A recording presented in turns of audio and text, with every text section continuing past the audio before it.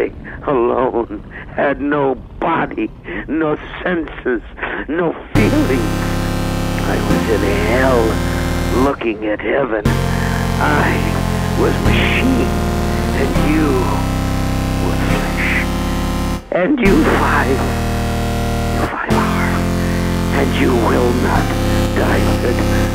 That I promise, and I promise, cogito ergo sum, for I am.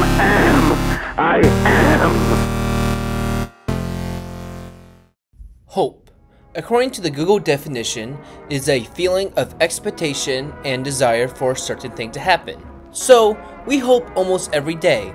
We hope that we get this job, get into college, or get some bitches. But we use it every day. So what if we took that away? The one thing that keeps us waking up in the morning and doing what we normally do in our lives is now gone. Today, we're going to be talking about worlds or stories that have no hope for them. And this time, everything in this video is new to this channel. Something that I've not talked about or any of these games, books, just basically, I have not mentioned any of these on this channel before. So without further ado, let's start off with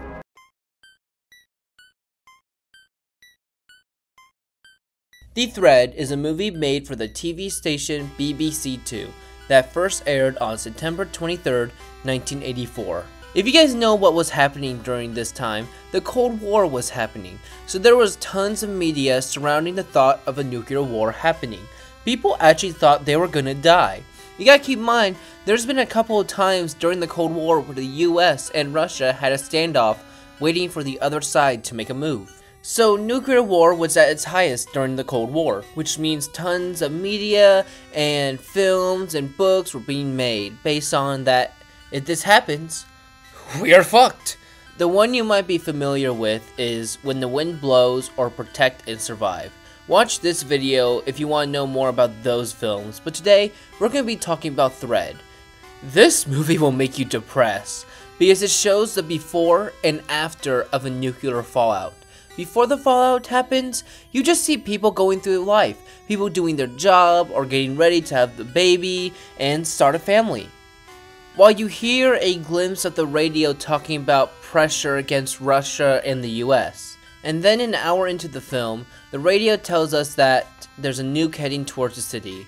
While the bomb is dropping, you can hear sirens and everyone in town freaking out trying to make it to shelter or get into shelters. When the bomb drops, you can see people running away from the big explosion, but what they don't know is that they're already dead. Or they already know that, and their last of their hope is slowly fading away when the bomb eventually drops. There will be no more happiness for the rest of your life. When you go out and see how bad the destruction is, there's only death and fear everywhere. You see people trying to help other people from the fallout, or see people hold onto their dead babies or dead relatives because they're in shock that this is happening and there's no more hope for them. Either you died by the bomb or you die from the radioactive fallout, but no matter what, you will die there. There is no hope for humanity if a nuclear war happens.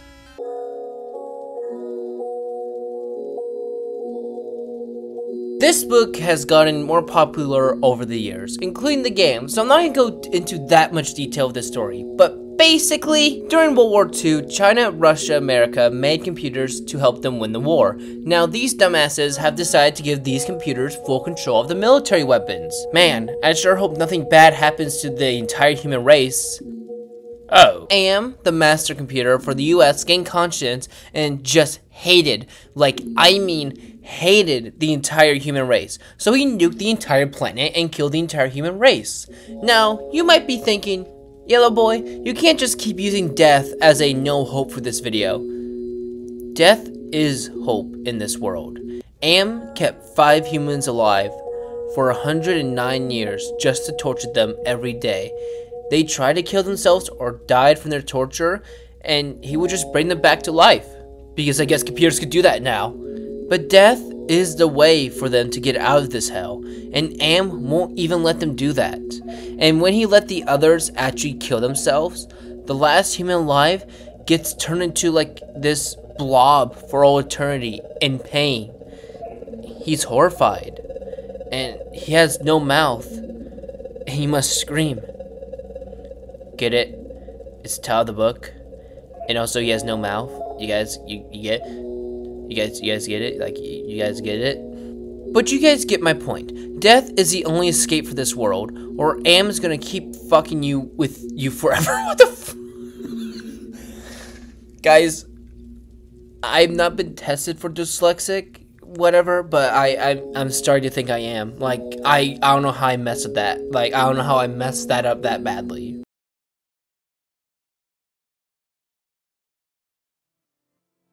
No, I'm not talking about the community for this game, I'm talking about the lore, even though the community is shit. Sometimes. I found a cool friend there. So if you don't know what Dead by Daylight is, it's basically one killer has to kill 4 survivors, and the 4 survivors have to get 5 generators running and escape. That's the premise of the game. The gameplay goes deeper with slugging, perks, and looping, but we're not going to be talking about the gameplay. We're going to be talking about the story of Dead by Daylight. Now, here's the thing. I don't remember every detail of the story, so sorry if I get some details wrong. But what I remember is that the entity brings these survivors and killers. Sometimes the killers just pop up on purpose, like they want to be there. The entity sees this as some sort of game more than anything, and if the survivors do escape the game, they are just sent back in another game forever. It's like an endless loop.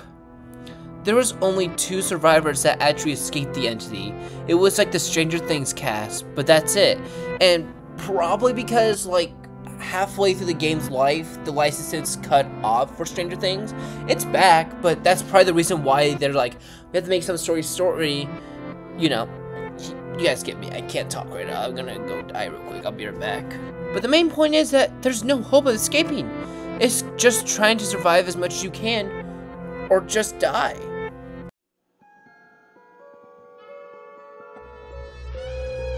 What the fuck is this book? If you don't know what All Tomorrow is, it's a book that someone probably made while they were on acid.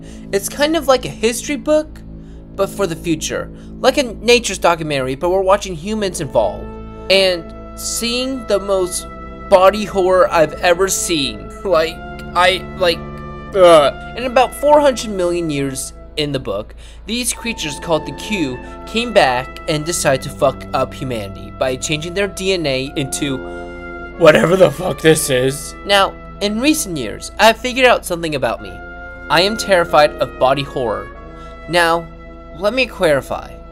I'm not scared of gore. I can handle CGI gore and other stuff. I just can't handle stuff like Tusk and Human Centipede. Okay, I know we're going off topic a little bit, but can I just say that Tusk is supposed to be a comedy movie? Who thinks this is funny? But back to topic, the Q is something you do not want to fuck with, because the people who fought back from the Q, because you know, some people don't want to be turned to whatever the fuck this is, those people were turned to Minecraft Brox, but they're still conscious and forever eating shit. I'm not even kidding, they're literally eating shit now. Now, some of these stuff may have been scary, sad, depressing, or horrifying, what the fuck? But I hope, hope you get it, that this video showed some news stories or books you might give a reading. But what this video is trying to tell you is, sometimes we're just fucked, and there's nothing we can actually do about it. Also, I'm kind of sorry this video wasn't the longest, or like I didn't go detailed to almost like every single thing I talked about.